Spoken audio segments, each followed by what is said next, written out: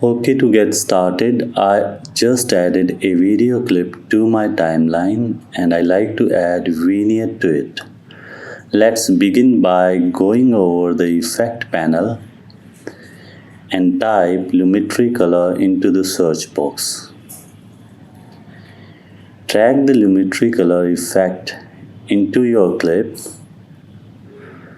Then in Effect Control panel under Lumetri Color, open up the Vignette settings to create a white vignette.